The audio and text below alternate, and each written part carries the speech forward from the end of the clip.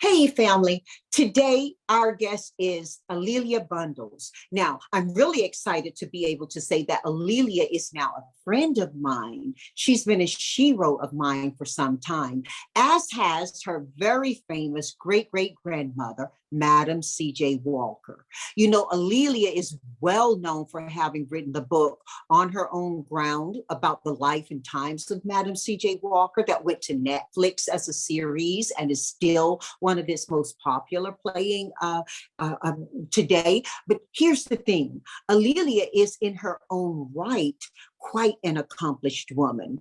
Beyond writing books, she's also been a network journalist and executive. And, you know, I learned a lot about the work that she did as she worked in the time in TV when there were only three channels, ABC, NBC, and CBS. And then there was PBS. She's contributed to all of them, and she's amazing in the work she has done.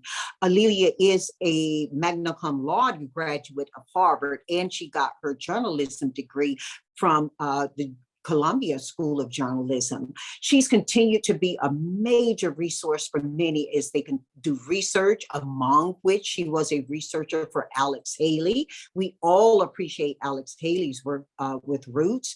But you know, today, I have her here so that you can just listen and enjoy as she shares her life and her lessons. Alelia Bundles, my new friend.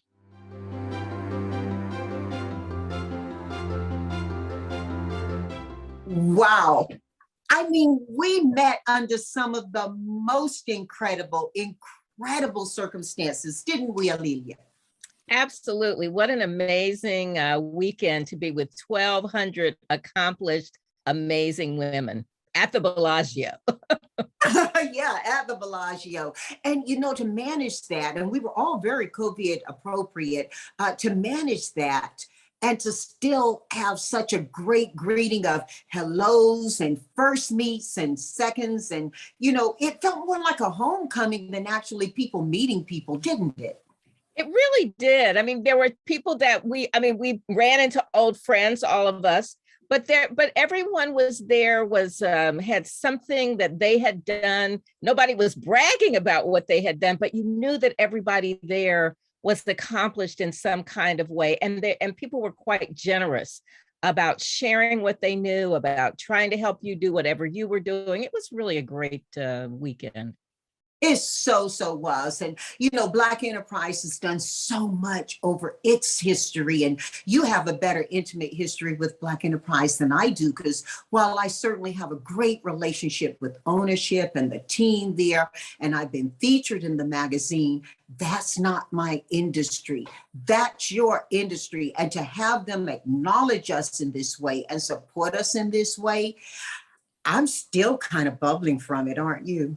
Well, you know, and it really does mean something when your own community honors you. And I think we both come to this, to the connection with Black Enterprise, you know, in our own way. You have a personal relationship with the family. And I really feel fortunate that Mr. Graves was so kind in helping us to promote Madam Walker's legacy all along the way, featuring her in a magazine. And I think one thing that's particularly special to me, long before I met the Graves, my dad's company was one of the Black Enterprise 100 in the early days. And so I knew that it meant a lot to be recognized by Black Enterprise. And then years later, for the, you know, the work that I've been doing, like you know, you plant seeds. You don't really do it because you're looking for recognition. You do it because you're telling a story, or you're trying to inspire somebody. And then when those seeds blossom and they might be of use to others, that's really the icing on the cake. Well, I got to tell you, you are the cake and the icing in this instance. I mean, when we consider the huge work of your legacy and how you've taken that and not let it overpower you, you are a woman in your own right doing amazing and historic things. And I want to get into all of that. I think to platform a conversation that helps us to really understand the scope of what you've lived with, through, and for all your life, it's important for us to understand how you see your relationship with your legacy. I mean, everybody knows, who knows anything about me, that I have from early in my life cited Madam C.J. Walker as my shero. You know, when you leave the name Elretha Bryant, who is my mom, the next name you see as a shero is Madam C.J. Walker. And here you are with many people, I'm sure, bringing this to you and you accomplishing in your own right. What has it meant to you to live through and for such a legacy? So Janice, like you, my mother is the most important person for me and my inspiration and my development. And it really is because of my mother that I'm able to, approach this legacy that could be kind of overwhelming, but I'm able to approach it in a way that's comfortable for me. So when I was growing up, my mother was vice president of the Madam C.J. Walker Manufacturing Company. She went to work every day in the Walker building in Indianapolis. And sometimes I would go with her to her office and play on her typewriter and her adding machine in the days before calculators and computers. And I really just, without really understanding what was going on, you're just following along with your mom. I think back on that, and I think the example that she set for me and the way that she interacted with the ladies who worked in the office, when we would ride up the elevator with Mary, the elevator operator, they always had some kind words for each other and a little bit of gossip as well. And then we would go to the restaurant that was there. Miss Griffin, who ran the cashier, also worked in the factory. And they all seemed to like my mother. I mean, it didn't register for me that that's what was going on. But now that I look back on it, that there was a mutual respect. And then I would see that, every quarter she would be preparing for board meetings. I didn't know really what a board meeting was. But when I think about that, my mother in many ways was modeling for me what it meant to be a boss, and to be a boss who had respect and empathy for the people with whom she worked. But her area, her interest was the Walker Company. That was her family. My dad was president of Summit Laboratories, another Black hair care company. He had worked briefly for the Walker Company after my parents were married, but he was actually hired away. And my real passion was writing. And both of my parents encouraged that, rather than saying, well, you have to do what we're doing, they weren't imposing that on me. So by the time I developed my career and my expertise as a journalist, then I was being able to approach the Walker story in a way that was comfortable for me. So I just really credit my parents with letting me find my own passion. And fortunately, that passion led me back to being the person who gets to tell the story. And you bring up two things that really I want to cover right now. One of them is to know how old you were when you really realized the impact of the legacy of your family. And then the second is more around your conversation about seeing your mom and understanding what it is to be a boss. So often today we hear people talk about being a boss lady or a boss babe, and it has very little to do with the empathy and respect for others, especially those who are in your enterprise or in your inner circle. It's all more about, being grandiose upon yourself. That's exactly right. Being grandiose. And that was the opposite. But when I was growing up, the silverware that we used every day had Madam Walker's monogram. And the china that we used on special occasions had belonged to Madam Walker. We had this beautiful sterling silver punch bowl that my mother would use to make eggnog at Christmas. But those were just kind of tangible items, things that had belonged to Madam Walker and to her daughter, Alelia Walker. So that was how I was really first introduced to them. But I was following my own dreams, working on the school newspaper and, those kinds of things, having summer internships in journalism. But it was really when I got to graduate school at Columbia in journalism that my advisor, Phyllis Garland, the only Black woman on the faculty, whose mother had been the editor at the Pittsburgh Courier, and Phil had worked at Jet and Ebony. And when Phil was my advisor and we sat down to talk about my master's paper project, and I gave her some, lame cliche topics. And at the end of the conversation, Phil said to me, your name is Alelia. And my name, of course, has this unusual spelling, A apostrophe capital Lelia. And she said, do you have any connection to Madam Walker and Alelia Walker? And I suspect Phil knew the answer to that, but I wasn't telling people that this relationship. And I said, yes, that's my family.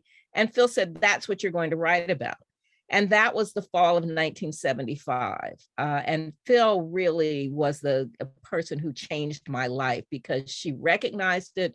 If I'd had anybody other than Phil as my advisor, I don't know that I would have written, maybe years later, but that was the power of a professor and somebody validating my story. And even when I didn't understand how important it was. That's incredible. And you say, even when you didn't understand how important it was, it hits me because, I remember, and coming full circle, we were just talking about our experience with Black Enterprise and being honored there and being networked there. That's how I learned about who Madam C.J. Walker was. Many of us and many of the people who came before us who had the care that she brought to her products, and in teaching us how to be our full selves as women, working outside the home or working inside the home, whatever our path was, we could do that with the elegance, not just in how we looked, but how we groomed ourselves emotionally. She was about all of that. And so when I think about you, and I hear you say, your mom, as with my mom, were our role models. That's a lot in one circle, isn't it? In such a short time in our generations of people. And you captured so much of that. But before you captured that, and let me just applaud you for the work you're doing to not only capture the history, to share it forward, and to let it be in a way that teaches as well as entertains. I just got to applaud you for that, and we're going to talk about it. I want to go back, though, to how you went in. You followed your own path.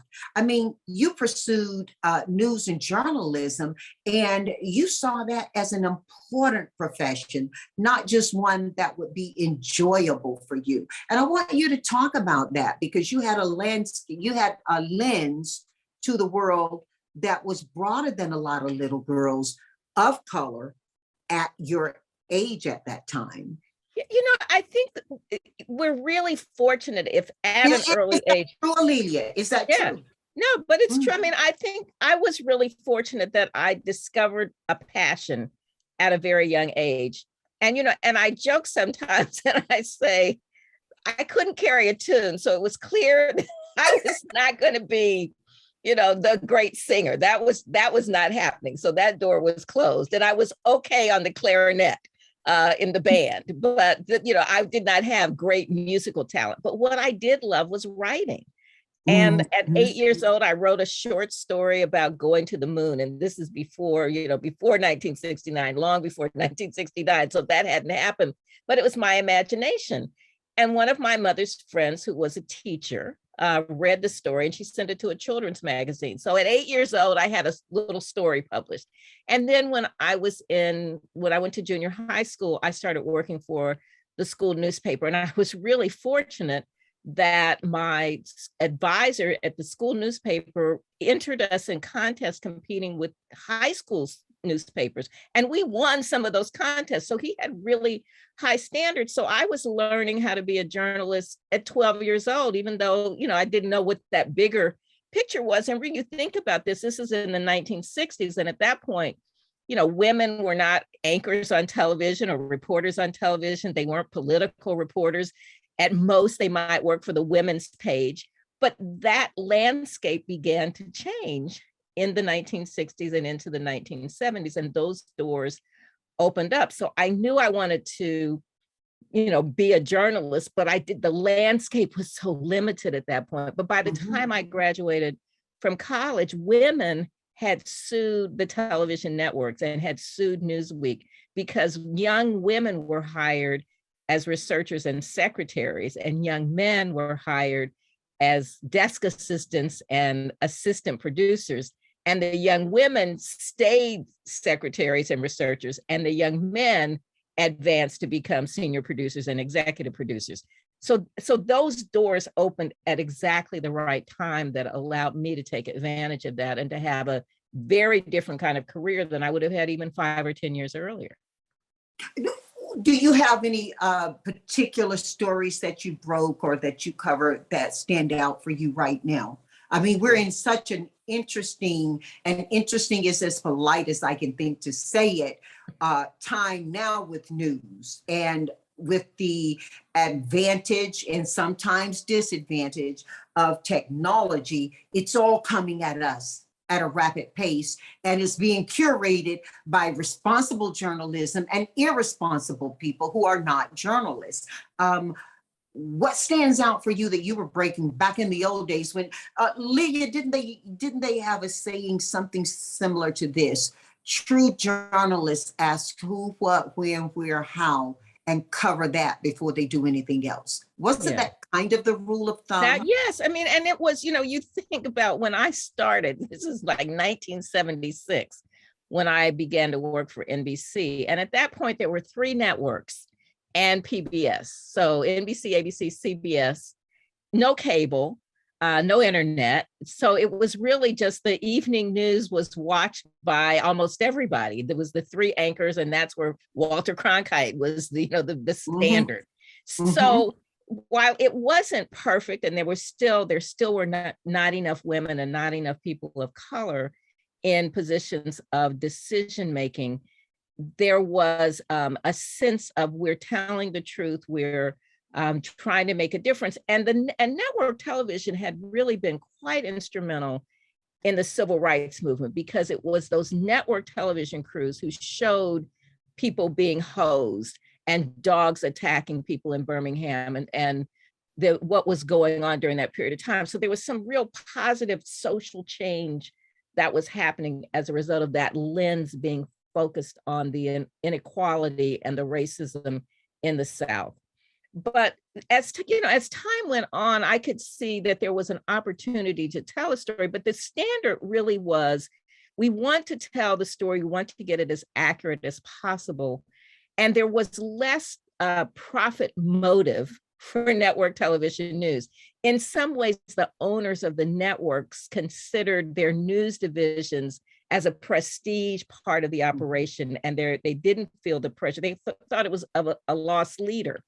But as things began to change, and as the economic model began to change, those news divisions, that's when you started seeing a lot more celebrity news, a lot more scandal. And then with the explosion of cable and that competition and the explosion of the internet and an entire disruption of the news model, things began to change. So I'm glad that I was there during the period of time when I was there, when the most important thing was getting facts on the air.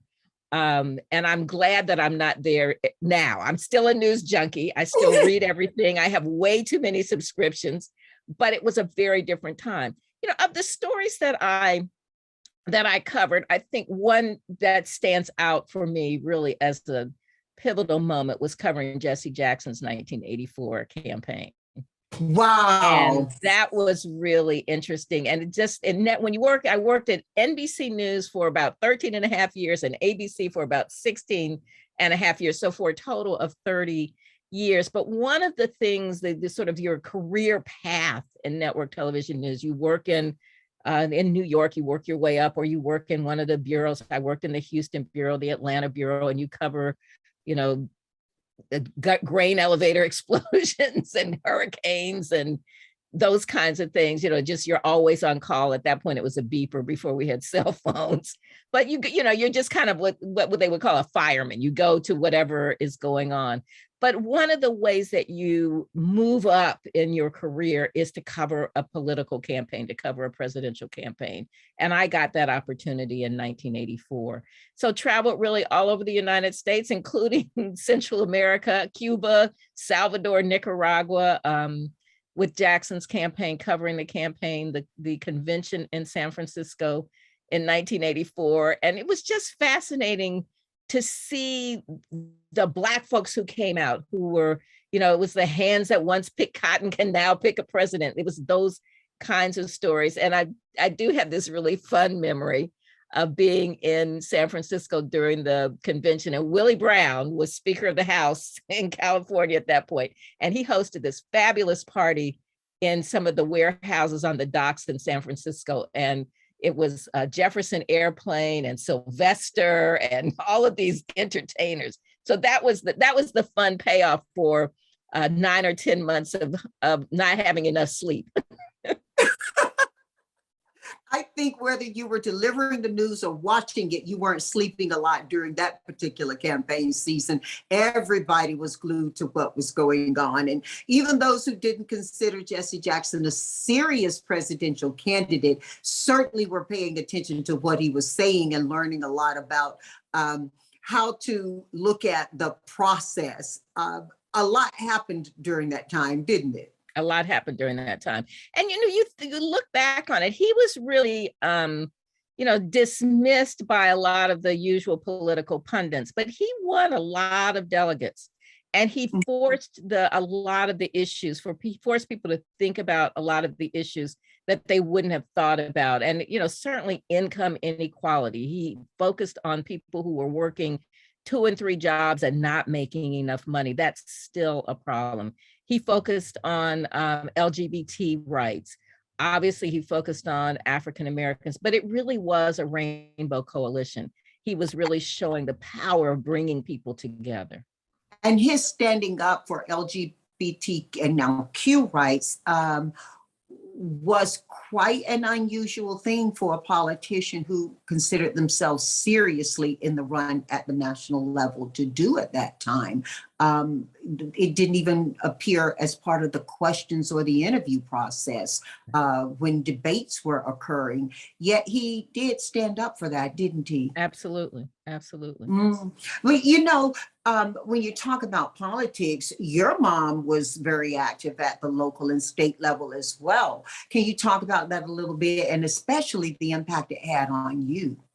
Certainly was, my mom was one of the people who was at the polls, a poll watcher. And I knew that she was doing that. And I keep saying that I'm going to do that because I know how important it is, and I can never get my schedule together. But she was very serious about playing that role. She would host fundraisers for people who were running for political office. And she was, on the PTA, then on the school board, though she really only was able to serve for a short period of time on the school board. She was diagnosed with lung cancer, and so she really only attended a few meetings.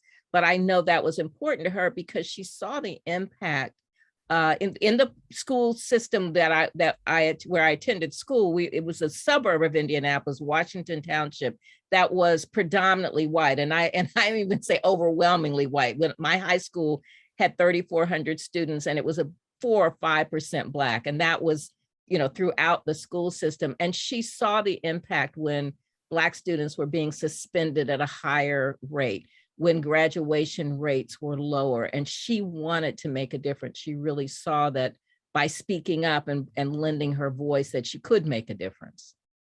When you think about how you saw your mom's impact at the political level, and then your impact and many others journalistically in the news and media, blending those, how do you think we're doing right now?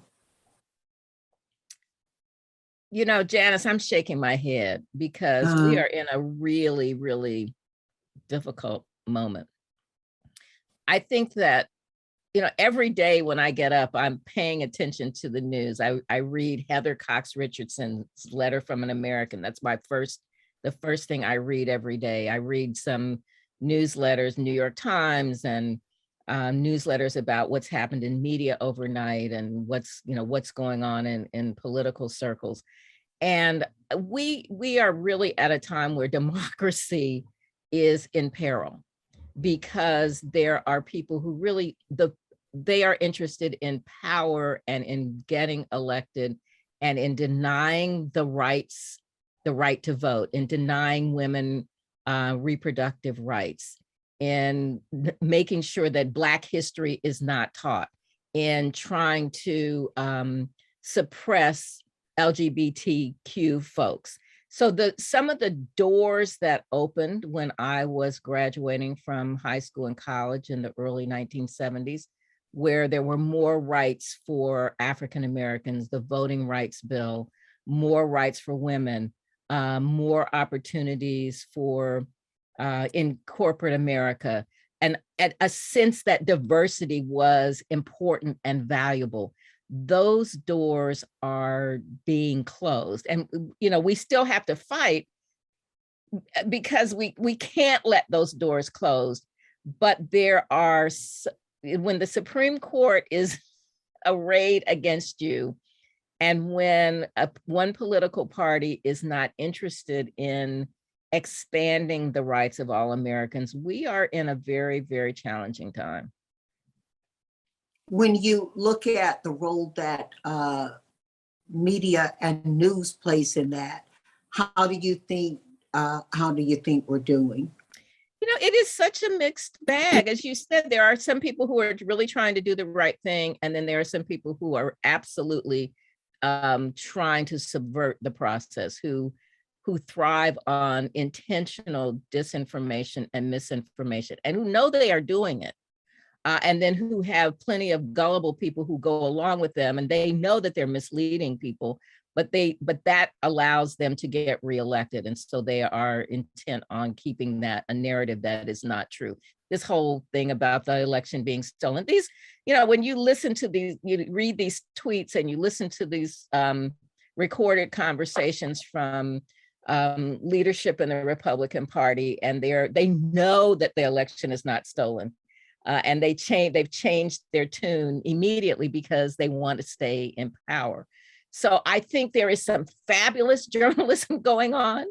That's why ProPublica, Frontline, the Grio, the New York Times, the Washington Post.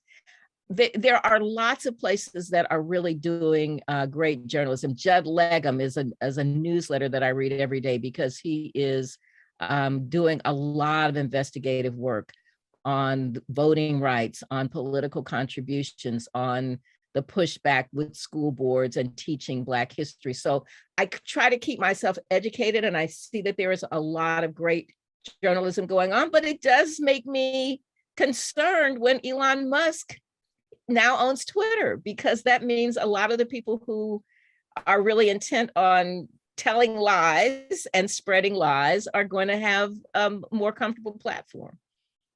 As a journalist, you believe in freedom of speech. How do you see that being? How do you see objecting to him owning it being aligned with freedom of speech? Yeah, I mean, it's very complicated because we don't really know exactly what he means by freedom of speech, because he's kind of all over the map, and because he has a lot of money, he is able to, sort of just to buy something, but not to have really thought through what this means. And so I've read a lot of the articles where he says one thing here, he says something else there. He's attacked people who have a more progressive point of view. Sometimes he's a libertarian. So I think we really won't know until we see what happens. But for me, free speech is yes, you're able to express yourself. You're able to say, in America, you can say whatever you want to say. But there's another line when you are attacking people and putting people at peril because you are making them a target. When you're trolling women, when you're saying on Twitter or on your network that, well, let's just go kill that person, let's attack that person. That, for me, crosses a line. There's something that's like yelling fire in the theater that the Supreme Court once said was over the line. And it's unclear now whether that will be considered over the line. There's so much to consider in that. I don't know if you're going to be doing any work going forward, A'Lelia, on what you've just talked about in terms of freedom of speech, how far is over the line or not. I'd be interested to read or watch whatever you do on that. But your body of work is really incredible. And just as we and little girls like me, when I was growing up, read about the phenomenal work that your great great grandmother did, I think people are going to be reading about the work you've done. When you think about all the work you've done, and I shared a little bit of it in our introduction of this conversation, and I certainly welcome you to talk about it. Where do you find most of your pride? And that may be an unfair question because I'm sure you love all of your work and you were intentional in all of your work. But talk about it a little bit. I mean, you know, you don't have to, as you said, we went for our great weekend where we met each other and we weren't walking around popping ourselves on the shoulder, but we were sharing our journey. And I'd love you to do a little bit of that right now about yours. We know that you are phenomenal in news and in media, and there's a lot more to you as well. You know, Janice, one of the things that I do take some pride in is being able to encourage others. And I tell this story, you know, some people call themselves truth tellers.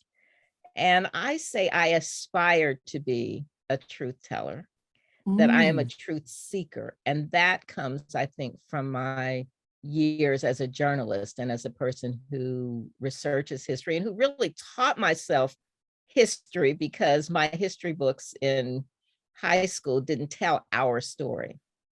And I remember being a kid in the history class, and my recollection is that I was the only Black kid in the class. It was an AP history course. And the only time Black people were mentioned was as slaves. It didn't say enslaved as we now say, but slaves. And it literally said they were contented and they were better off as slaves because they were clothed and fed. Now, as a high school junior, I knew in my gut that that wasn't true, but I didn't have any research. I didn't have any facts to refute Oh my God. that. Oh my God. Oh my God. Alelia. Mm-hmm. I know it's what we. My 11th grade year was the year that I attended segregated schools for all of my elementary through. I'm emotional right now. You brought it to. Except the 11th grade, and I've gone over to the white school and had a history teacher who espoused exactly what you're saying. And to this day, I have difficulty sometimes speaking, and I've talked about it publicly, or get particularly tired on my right side, where I bit so hard in my jawline, I broke it. That same history that you're saying you were being taught, I was being taught in North Carolina, you were being taught in Indiana. Yes, I mean that's what those history books taught us. And it was the United Daughters of the Confederacy who had done a national campaign to influence what was in the history books. And it was a historian who was at Columbia named Dunning, who really basically said the Reconstruction was horrible and it was, those Black people shouldn't have been in charge and it was a failure, as opposed to the violence, the racial violence that caused Reconstruction to fail. And that's what most Americans have learned about history. And that's why what's going on right now with this pushback on not teaching anything about race and not teaching anything about what slavery was really about. That's why it's so dangerous, because yet another 50 years will go by and people will be learning these lies, and they'll be learning this framing that there was really no racism in America and that slavery wasn't really that bad.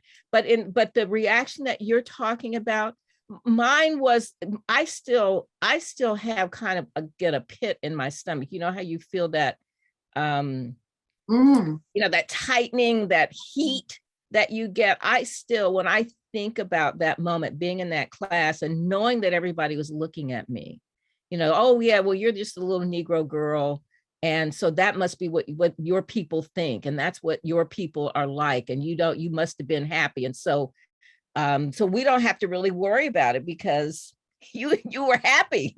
And then, but what I didn't have, and I mean, that's for me why telling the stories are so important, that I write the books I wish had been written for me, and that I do not want another generation of kids, young people, to not have this ammunition and this armor that we need to be able to fight back. Nobody was talking about Frederick Douglass or Harriet Tubman, or even the people in my own family who were soldiers in the Revolutionary War, who were free people of color in North Carolina, or the people who were industrious, who were doing something that made their Prosperous lives better. communities being burned. Yes.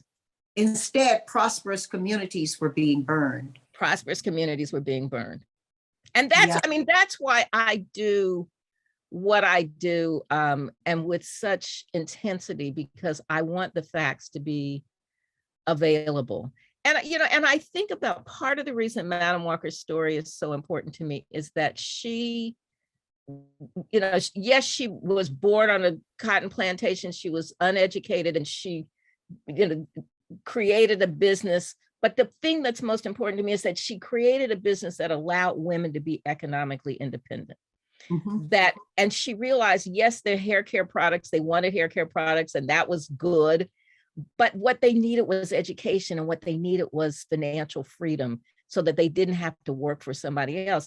And, you know, and Janice, that's why I can say to you that you are a modern day Madam Walker, because what you have done is to show people how they can create a life of economic opportunity, to create opportunities for other people. That's, for me, the payoff in telling the story. You overwhelm me. Oh, wow. Oh, you don't know. You don't know how big that was and is for me to hear you say that. Composing myself. Alelia, when you did the work to bring Madam C.J. Walker's life to movie, several women spoke about you while we were at the Bellagio. And again, as you reminded us, these were quite prominent and achieved women themselves who were there. In speaking about you, common theme I heard was that you brought honesty to the movie. You didn't try to sugarcoat what was already a sweet story, and you brought honesty to the movie.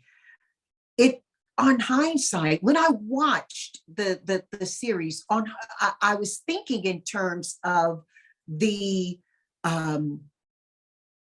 enormity of me being able to see played out on the screen the life of a woman I had so admired. And so I didn't bring any particular critique to it, so much as just my enjoyment of being able to see it. Retrospectively, and in particular after those conversations at the Bellagio where, oh, that's her, wow, and then that common theme of, you know, you were just so interested. Maybe you approached it differently. Maybe you approached it more from, let's keep history accurate, and let's make sure her story is history. Yeah, you know, it was the Netflix series is a complicated topic for me. You know, it was very entertaining. Octavia Spencer was great, you know, and whenever I would see her in scenes and she just sort of filled up the screen, for me, she embodied the dignity of Madam Walker. I particularly loved the scene in the marketplace where she's trying to convince women, you know, try this, here's our hair is our power, she said. You know, those things were important to me. And I think she really tried to bring that dignity to the character. But I did have some issues with it. You know, from the very beginning, when my book was optioned, I really thought that I would be included in helping to develop the storyline. And there were things that I thought were important. I really wanted to focus on Madam Walker being empowered by women, the women of her church, the women in the Black women's organizations, and then seeing a path where she moved forward and then turning around and empowering other women. For me, that's the storyline, yes. That's the narrative. But the head writer, I had a conversation with the head writer early on, and I thought we were going to have ongoing conversations. And she said to me she wanted to focus on the conflict between Madam Walker and Annie Malone, her main competitor. And I said, I think that's a part of it, but that wasn't the centerpiece of either of their lives. They were both very accomplished women. They were rivals. There's no question about that, but that wouldn't be my focus. And because she did not like that I said that, she made sure I was excluded from the conversations when those conversations were happening with the studios. And they really lied to me about that process. But I had what was called script review. My contract said I had script review. So they had to let me see the script. And so finally, 2 years later, when I was allowed to see the script, the opening script had Madam Walker and Annie Malone, I mean, literally physically fighting and calling each other the N word and the B word. And I was appalled. And I said, they were trying to appeal to a younger audience. And I was hoping for Hidden Figures. And I felt like I was getting Housewives of Atlanta.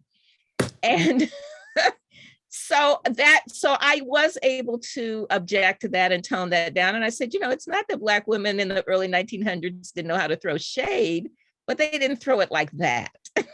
That was not. I had no clue before asking you that question of that.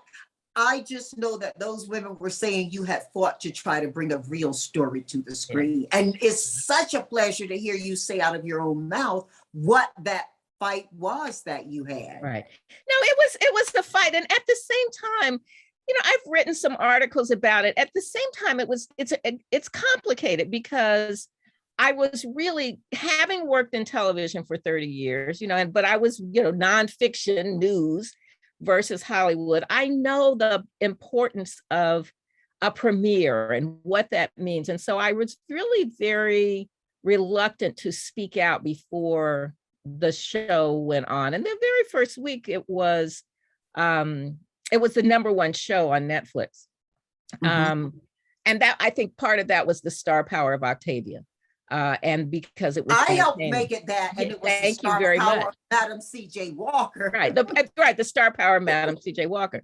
But then people who knew some of the details of the story, they started kind of picking at it, and I just thought, the same things that I said to the producers, this is going to be a problem, and I'm trying to let you know because I know this story really, really well.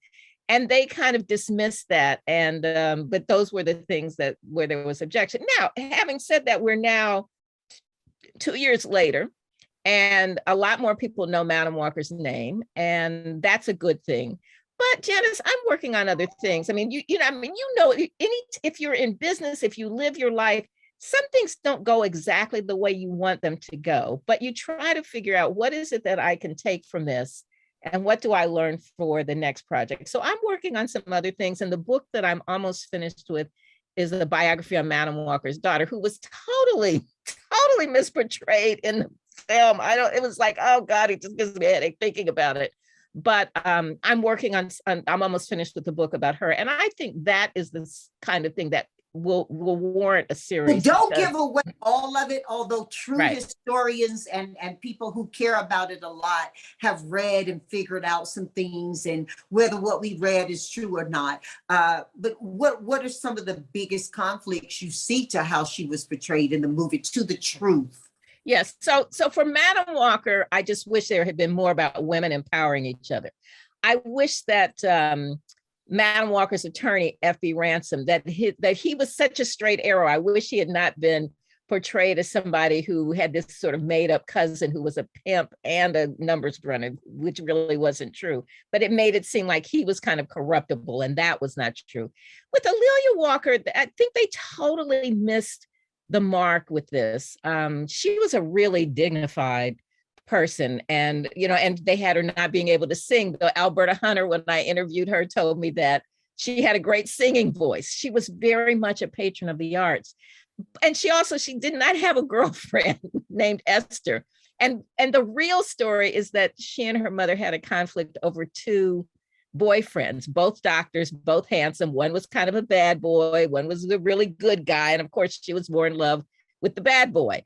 And for me, that's a much more interesting story than an entirely fabricated and a girlfriend. relevant one to a lot of women today who are living that It's just, it's classic. Well, I can hardly wait for you to finish this work you're engaged in now. How are we going to get to enjoy it, and how soon? So I'm almost finished. I'm editing the last 7 chapters of the book. And, editing for me, it takes a really long time, but I'm almost there. So it should be out next year. Oh, I'm so looking forward to it. When you think about all the notable people in your family, including yourself, and all the people you met who are, considered to be quite important in the world theme of things.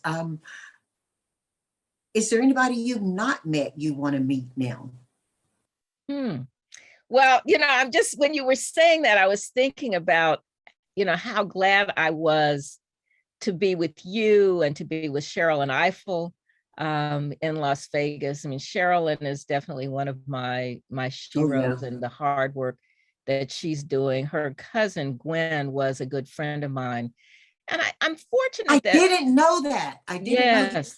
Yes. Yeah. Well, that was because we were actually, I think Gwen and I met in 1984 covering Jesse's campaign. A lot of the Black journalists who were on the scene at that point, all of us kind of rotated in and out of out of that convention.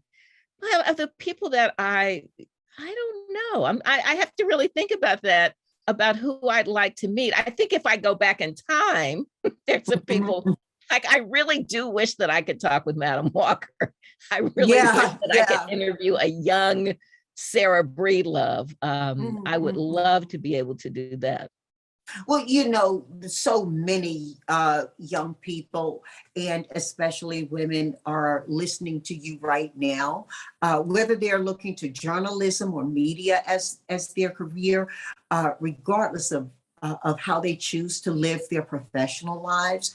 What are the lessons that stood you well that stand now? For instance, Olivia, when you were just talking a few subjects ago about traveling around the world to these different places, some of them not the safest places in the world, during your coverage of Jesse Jackson's presidential campaign, immediate in my mind was, were you traveling alone? How well taken care of were you, how much pre-planning, those kinds of things about a woman out there who's really working out there.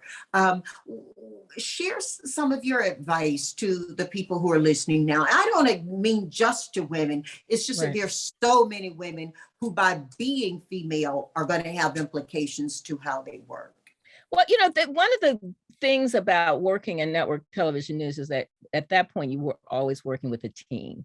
It's very much a team endeavor. So I was not really by myself. I look at some of the women now who are covering the war in Ukraine, and knowing just how dangerous that was. I never covered wars, and so I didn't have that experience. Though, because of all of the death threats against Reverend Jackson, we had to get bulletproof vests. We had to be fitted for bulletproof vests when we started on that campaign, because there was just a lot of fear about what might happen. But I think for advice for young people, we were talking earlier about me watching my mom as a boss and what that means to be a boss, and it is how you empower other people and the respect that you have for the people with whom you work and who may work for you. And not being able to manage up and manage down, but really having some empathy for what people are going through. And when I look back at the bosses that I had, some who were really horrible and some who were really good. And I think about the ones who were horrible, and I thought, well, they were people who didn't really like themselves very much. And I didn't want to be like those people. And then I look at other people who saw things in me that I didn't even see in myself. Sometimes they were older and they were mentors. Sometimes they were my peers, but they just had that knack for helping people develop their talent. So that's the kind of person that I like to be. And at this stage in my life, it's really important to me to be able to make myself available to younger people. Now, like you, I'm like overwhelmed. My schedule is crazy. I don't always have as much time as I'd like, but to be able to find 15 or 30 minutes to have a conversation with a young person, to let them know they're on the right track, to encourage them. I just think that's so important, because other people did that for me when I was growing up, and people made time for me. So that's important. And I think another thing that I try to say, well, two things, and it's about money. One is, one of the things that somehow I learned this lesson early. Maybe it's because when I came home from college my first year and I had a $200 credit card bill, mainly from buying records. My father, then, right? Right, exactly. My father, that albums were $3.69. Yeah. My father said, before you go back to school in September, you will have paid this off.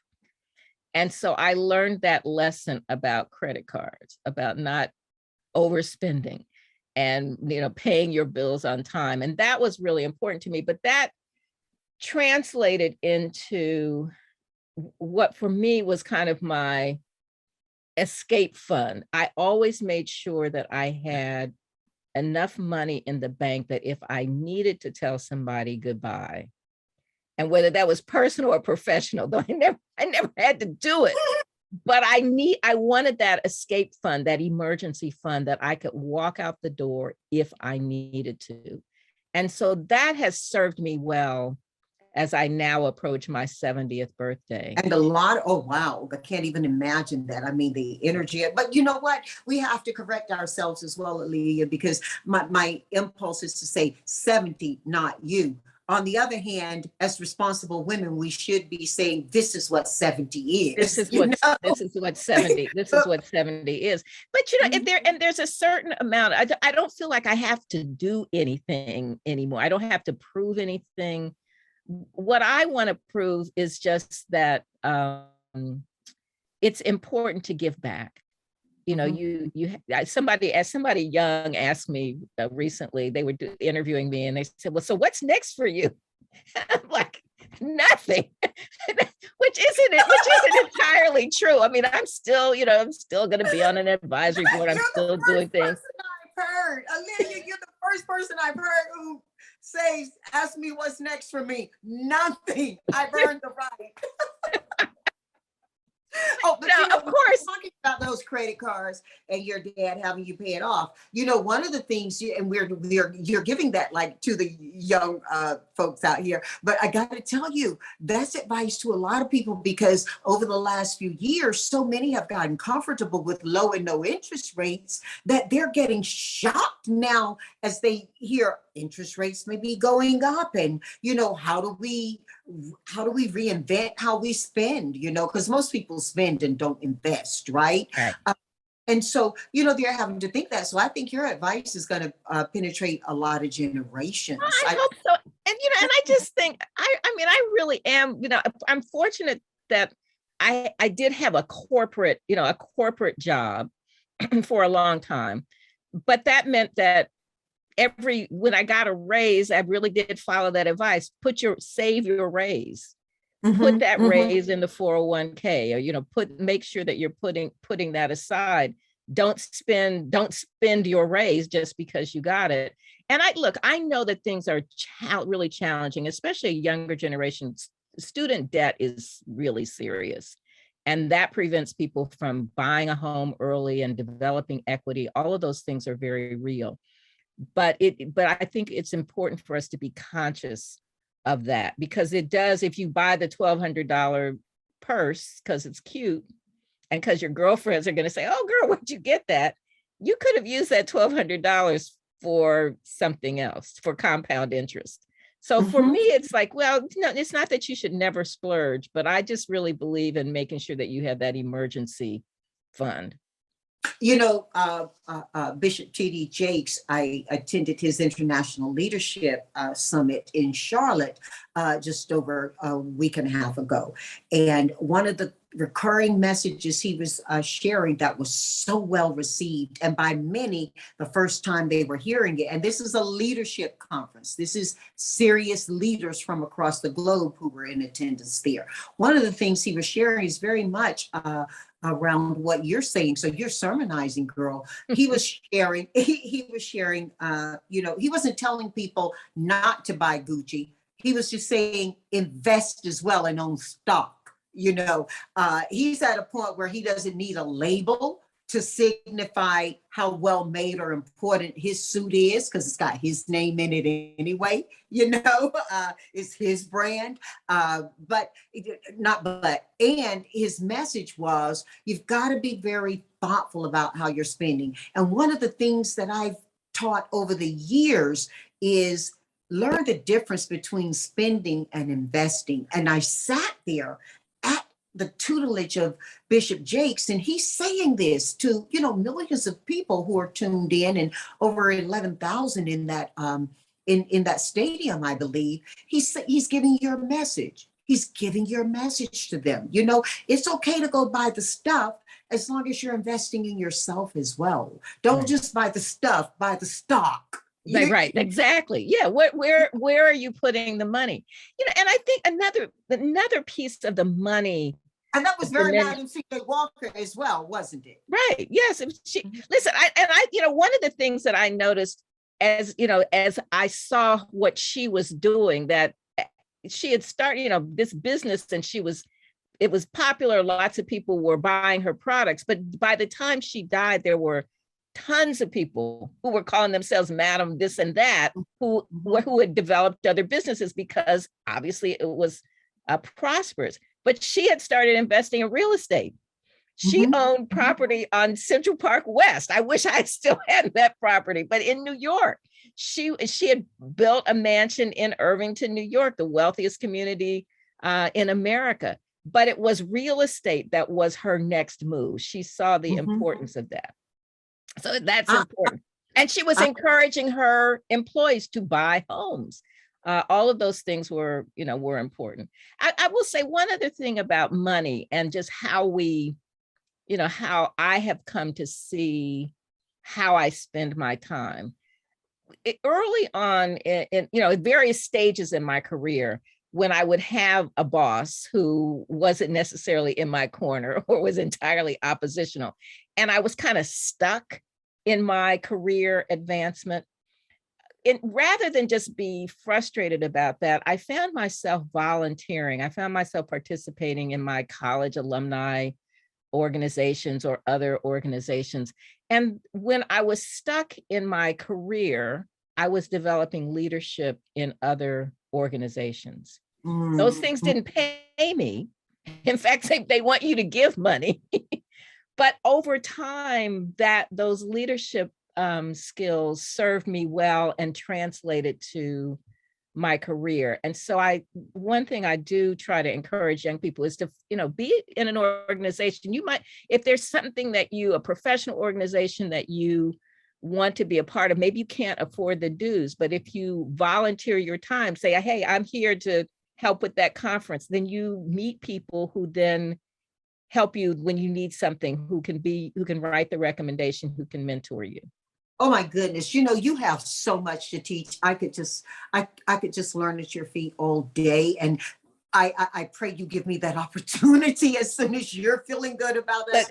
Janice, listen, I want to come hang out with you and just sit in your office for a few days. Oh my, no, let's just sit in the home, girl, and hang out. But certainly the office is open to you as well. I was just thinking, so much of what you're sharing and what you're teaching with a better interviewer than me could certainly be valuable to my alma mater, North Carolina A&T State University. And I don't know how open you are to that, but Oh, absolutely. That is, I love, love, love doing that. I love speaking with young people. It's really fun for me. Well, I'm going to reach out to Chancellor and see if we can't get a women's leadership series going and have you just inaugurate it. I mean, I think it would be so awesome. And you have so much to teach. We got to play 4 for 4 before we close our conversations, though. Okay. All right. So, Alelia, I'm going to ask you 4 questions, and you're going to give me 4 answers back. Okay. And there are no right or wrong answers. And I'm just delighted to jump into the first one, because you kind of gave us a little bit of a leaning. I don't know if it'll be that answer, so I'm not gonna feed you. I'm not gonna channel you any thought. But here's the first one, and here's the first one. You get to have anybody for dinner you want. They can be living or they can be transcendent. We're not talking about futuristic people, though. Okay, who's at your table and why? So my table. So Madam Walker, definitely. Ida B. Wells, would love to have her at the table. W.E.B. Du Bois. Maybe Ada Overton Walker, who was a performer in the early 20th century. But it would be the people who are in my book. Those are the people I would love to be able to have a conversation with them, because I read what they've written or what they've said, and I'm trying to imagine what they would be like. But yeah, those I can think those are 4 people. Go back to each one of them and kind of share why they are there biographically, in case somebody who's listening has been under a rock and doesn't know. No.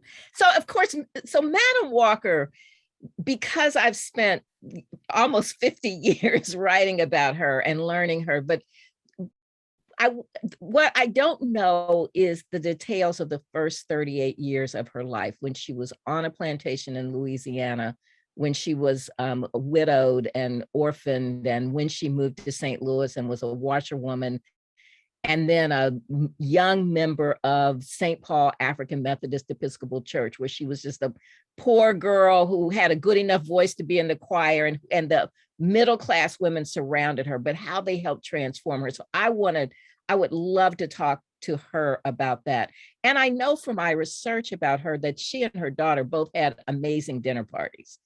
And in fact, the new book opens with the 1914 dinner party that Alelia Walker is hosting for her mother.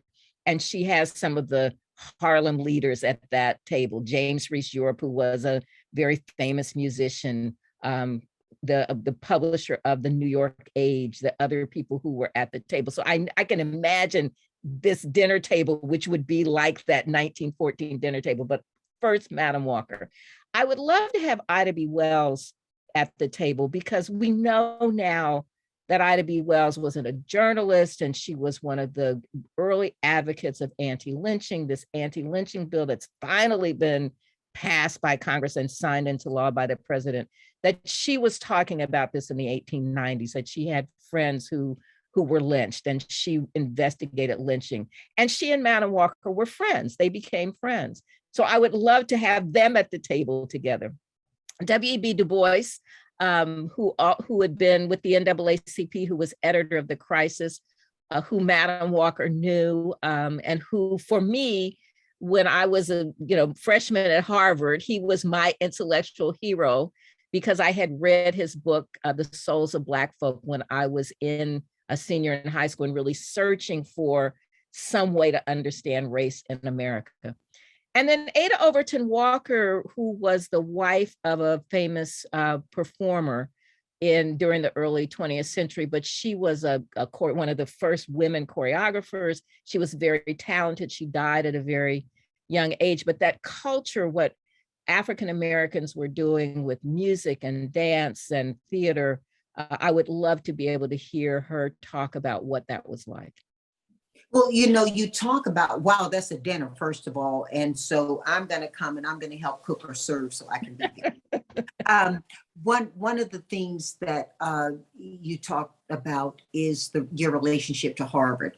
And, I have the pleasure of being the incoming chair of the Women's Leadership Board that is housed out of the Kennedy School of Government at Harvard. I love it. And I just this morning in reading one of my morning reads, as you, I read the news.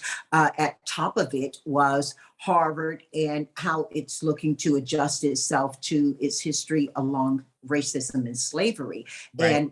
and Big deal. meandering around the thoughts of what that will mean.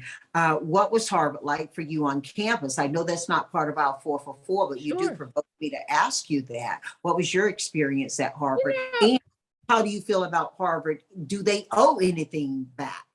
Yeah, well, I'm really glad to see this report, and Tamiko Nagans, who is the lead on writing about this, is the head of the Radcliffe Institute, and I'm on a board, the Schlesinger board there. So I'm really glad that Lawrence Bacow and the people who are on the committee have really undertaken this and are really examining it. And it, this $100 million amount that's been set aside, it will be interesting to see how that is Have they reached distributed out to you? and wrote. Well, I mean, I'm going to watch the conference on Friday. Okay. And because I've been in some meetings, but I'm definitely not part of the committee, but I have been aware that, that Tamiko Brown was working on it and knew that this was coming. And then the work that Drew Faust began to do in 2016 with one of the early plaques. So it's important that, that Harvard is doing this. And, it will be interesting to see how they lead, because we are in a moment where, especially with the Republican Party, where there's an entire denial of the fact that there's racism and that there's systemic racism and that there's a legacy of slavery. So it's important that, an entity like Harvard take a lead role, because it will force the conversation. So I'm really glad that is happening. And did you attend Columbia as well? So I went to Columbia for graduate school in journalism. For me, Harvard was I actually am so glad that I went to Harvard. It was really my dad who wanted me to go. So it was Radcliffe was the girls' school, the women's school. So I was admitted to Radcliffe, but at that point, all of your classes were at Harvard. And my dad really wanted me to go. I wanted to go to New York. Because I grew up in Indianapolis and New York was exciting and I wanted to be a Barter. Big Apple. That's right. And my dad did not want me to be in New York at 18. And so anyway, he did. Why not, Aaliyah? Exactly. He did some dad psychology on me, and I ended up, in Cambridge instead of in Manhattan. It was the right thing, and then Manhattan for graduate school. But it was really overall a good experience for me. Now, I will say, freshman year, when my girlfriends were at Spelman and having a much better social life than I was ready to go somewhere else. But once I started working at the radio station, and I was a jazz DJ, and once I kind of found my niche, then I was okay, because I had, I found a little world for myself. And it also was good for me in this sense that I had always been almost, if not the only, one of the only Black kids in the advanced placement classes. Mm-hmm. And so now there were a whole bunch of other Black kids who were good students. And so I didn't feel kind of, weird anymore. So that was important. And the community, the friendships that I've been able to develop, I'm really glad that I did go to school there. And that doesn't mean that everything was perfect, but I'm glad that was my college. Well, I'm glad to have a presence on that campus as well. And I think that wherever we can have a presence, we can have an impact. And so absolutely. And you have to be present. Absolutely. I'm so glad to hear that. And I want to hear more about what you're going to be doing at the Kennedy School.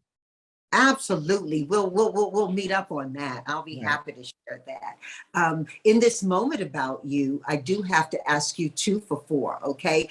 4 for 4. I'm adding myself and changing it to 5. I'm inviting myself to your dinner. Okay. But let's go 2 for 4. What are you listening to and right now? And that can typically be music. It can also be any particular podcast you're listening to. I really want to know your music though, and why.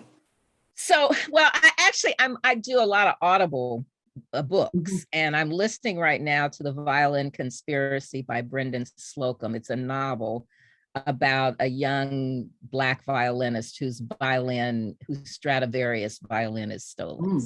And he's from North Carolina. I mean, so it's a really good mystery. How did he get that Stradivarius? Well, you have to read the book, because I don't want to give it away, but well, as an author, you are legitimate, right? Exactly. So people go read. It's a good story. It's, and again, on Audible, I love Audible because I can learn. So I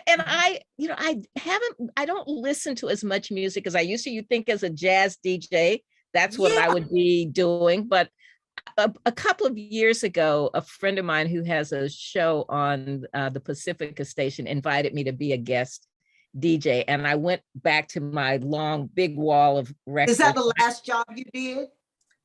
No, this was just for like one Sunday that she invited me to do this. And so I went back to my, when I was in college, I pulled out some of my favorite things, but it was still the things that I pulled out: Miles Davis, John Coltrane, Betty Carter, Dinah Washington. Stop right there. Dinah, okay. So those are still my favorites. I'm just kind of old school in that way. Do you still listen to vinyl? I have a whole lot of vinyl, but it's, the turntable is there, but I haven't fired that turntable up in a long time. I really do on my phone. Will download whatever. I'm happy to pay that $9.99 a month so that I can load up whenever if I hear something, on NPR, I might hear some new musician and I'll download that artist and listen. So we got to keep paying into their estates as well. We got to keep doing that and keeping those alive. My daughter loves vinyl. She will buy to be supportive. She has that consciousness, but she truly loves vinyl. And so typically if she's listening for her own pleasure and I walk in, it's going to be vinyl she's playing. And I was just curious as a DJ, great. If you live there. Yes, there are a whole lot of records in my house, but I haven't played them in a long time. Let's go 3 for 4. We're talking books. What 4 books do you recommend that our family, the people who listen to this podcast are considered our family? What 4 books do you recommend our family read and why? So, All That She Carried by Taya Miles, which is about, people may remember this story, this sack that an enslaved mother gave her daughter in the 1850s when the daughter was being sold. And the sack included a handful of pecans, a braid, and a dress. And then she said, and filled with love. And that sack was discovered years later with those words embroidered on it. And it's now in a museum in South Carolina, but was on display at the National Museum of African American History and Culture in DC a couple of years ago. But it tells the story of this, it traces this family, but it also traces Black women. So All That She Carried by Taya Miles is something I would really recommend. The Color of Law by Rothstein is about redlining and real estate and why Black folks' homes are not worth as much as they should be because of the intentional federal policies and banking policies.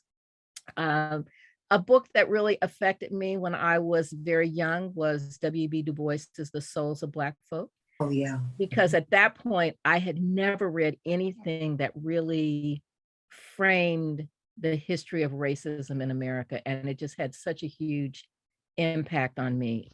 So that was important. And then I would love for people to read my book, if I could say that, On Her Own Ground, The Life and Times of Madam C.J. Walker.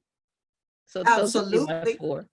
And when your next book comes out in 2023, will it be? Please come back and let's talk about it. Let's do a conversation about the book. Well, I'd love to. And in part because A'Lelia Walker's, it's like very hard to be the daughter of a famous person. And so she kind of gets in the shadows. But what I've tried to do with this book, which is what I tried to do with On Her Own Ground, is not just tell that person's story, but to tell the story of Black people in America. And the chapter I just finished editing is Alelia Walker's visiting her third husband, who is the number 2 at the Veterans Hospital at Tuskegee in the mid 1920s. And that hospital was built because Black World War I veterans were not admitted to the veterans hospitals in the South because of segregation, and they were put in segregated wards in the North. And so President Harding agreed to build a Black hospital. But that Black hospital was opposed by some of the racist Alabama politicians. And they basically said, we don't want any N-word doctors. We don't want them running things. We don't want these Black people to have any power. And they were using the same kinds of language and attitudes that we hear now about people who are trying to deny voting rights. So that history, I'm trying to weave that history in and to show how it still applies to today. Wow. Okay, we're going 4 for 4 now. You batting 1,000. If that's a good number for you. Here we go. I want you to share 4 pieces of advice that either you were given or that you innovated that you think can be very helpful to our family right now.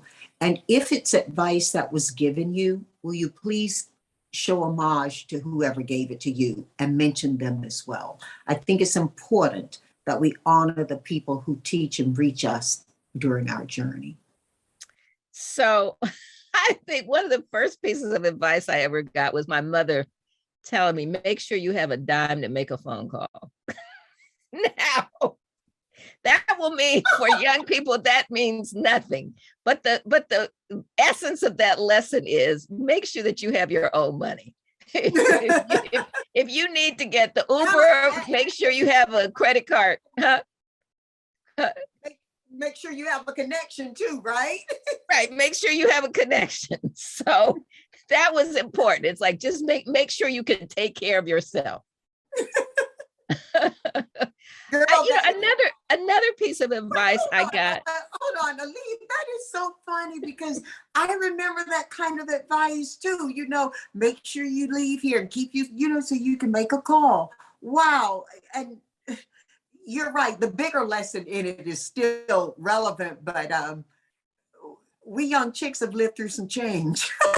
Literally and figuratively. Literally, right. But yes, when a dime could be a phone call, that was when you had to find a phone booth. That wasn't decorative, right? That was, you go to London now and you see those red phone booths and it's all about taking a picture, right? Right, exactly. So another piece of advice, years later, Alex Haley was a mentor and a friend. And at one point, Alex was going to write, a book about Madam Walker and do a mini series. And when we met, I had just finished that master's paper at Columbia. And he said he was going to hire 5 or 6 researchers. And I said, excuse me, Mr. Haley, but I've written my master's paper. I'd be happy to do the research. So through that, he became a mentor. And I did the research for a project that he never finished, but he came into my life in a way, I think, to create that runway for me to write my own book. But one of the things he said to me is, you should write a book. Writing a book will change the way you are perceived in the world. And he was absolutely right. It gives you a platform. He didn't say it in exactly that way, but it was really important advice that, writing a book or creating some platform that allows you to have a place where you can have a voice is really important. My dad telling me to pay off my credit cards, really important, because the foundation of that is to make sure you have good credit, to make sure that you're not in debt. I mean, obviously there's some debt. If you buy a house, you're going to be in debt until you pay that mortgage off. But, manage your money was that lesson. And then I would just say the other lesson is have fun, take care of yourself, and I don't know that I can attribute that to anyone. My mom taught me how to take care of my skin. That was important, but it's that self-care that's really important. And that has come from a lot of different people and just from my own observation when I see people who take care of themselves versus people who don't take care of themselves. But self-care really, really You important. do realize, Alelia Bundle, that your first and your last answer to the questions I asked you were your mother. Absolutely. You and I share this. Whenever you talk about your mom, you get a little, special glow. It is to have a mother who you knew had your best interest at heart is everything. And we are particularly blessed because we have enjoyed I think the presence and the gift of women who are smart women. Even now, my mom is where I go for my first and best advice, and she continues to deliver so smartly into my life. Wow, we have a lot to live up to. Before I met you, Madam C.J. Walker was always the answer. She wrote in my life. I think her great-granddaughter is certainly a shero in my life now, and I pray a growing friend.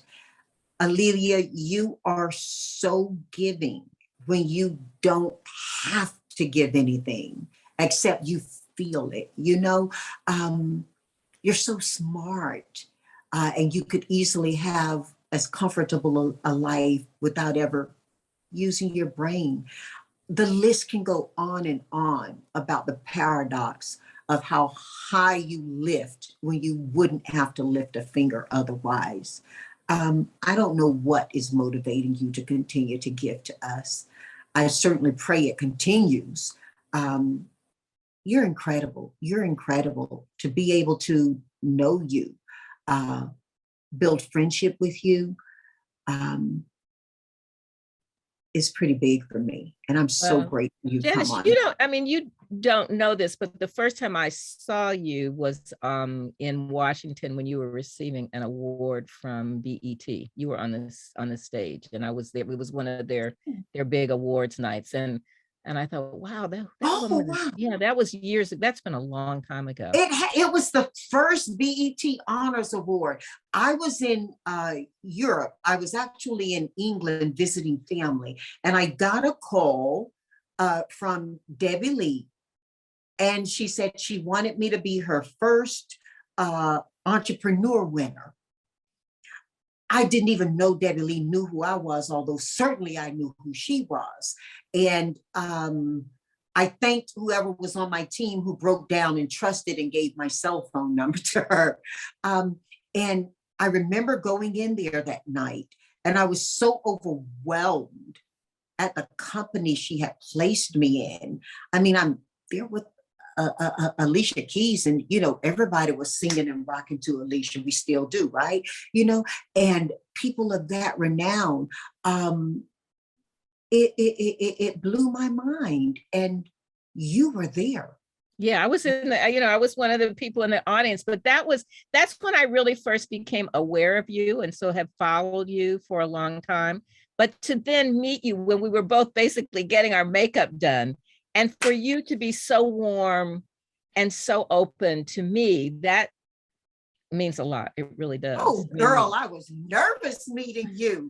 I was so nervous meeting you. But then we both were. I'll remember this moment forever. And then sitting at dinner, as you said, it was so incredible. And, we also had Yolanda Adams at that table. Right. And I don't know about you, but there have been many air flights that I've taken that nothing but Yolanda was singing to me, getting me ready for something, getting me through something, or getting me away from something. Her songs have taken me there. And we all got to be with each other that night, didn't we? That was incredible. Incredible. Let's make sure we're with each other again. Right. Well, I'm looking forward to coming to North Carolina to speaking with the students. Okay. And even if we have to start with something virtual, we can do that, but eventually something in person. Okay, I'm looking forward to it. And if we do it in person in North Carolina, we may even get to go back to my hometown of Tarboro, and we can enjoy some time at that house I got back there. Perfect. It Perfect. ain't fancy, but it's home. Wonderful. I love it. Thank you. From my heart to your home. Thank you, my new shero, Ali. Thank you very much. My pleasure.